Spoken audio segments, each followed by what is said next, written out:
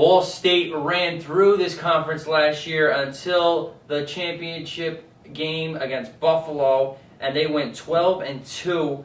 And Brady Hoke, their coach, gone to San Diego State. They bring in offensive coordinator Stan Parrish to lead the troops this year, and Kelly Page, the redshirt freshman, will lead. McQuail Lewis, the leading rusher, 1,736 yards, 5.4 yards per carry, only 5'6", 195, but he gets the job done, the little bowling ball. And he scores a lot of touchdowns. He had 22 rushing touchdowns last season as well, too. That's impressive. My biggest question is, who's going to replace Nate Davis? How are they going to do with that guy, without that guy back there behind center? They have extremely young offensive line, 2 freshmen and a sophomore starting. So they're going to lean on McQuail Lewis more this year because the passing game is going to be a work in progress throughout the season.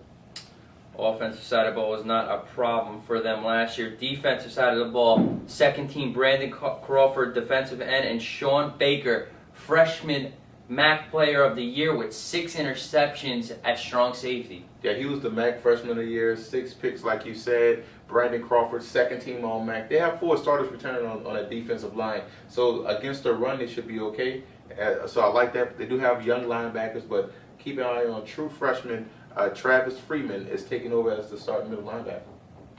At Auburn and at Army, out of conference, and they have to deal with, of course, Central Michigan, Western Michigan, and Toledo. That's going to be a good game, the Army game. I'm interested to see how that plays out. You know, Army is coming in. They made a recommitment to the option attack, and that's going to test that defensive line out there in Ball State. And, of course, Eastern Michigan with the new head coach, Ron English, formerly of Michigan and Louisville. So he has ties to the state of Michigan.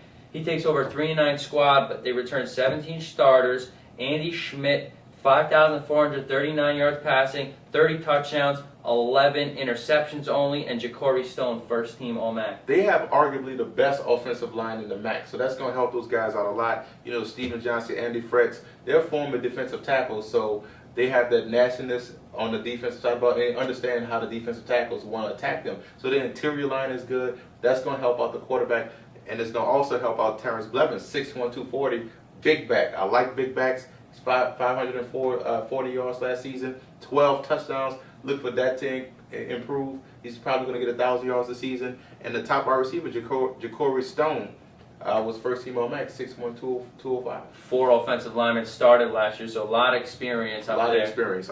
Always helps a rebuilding program.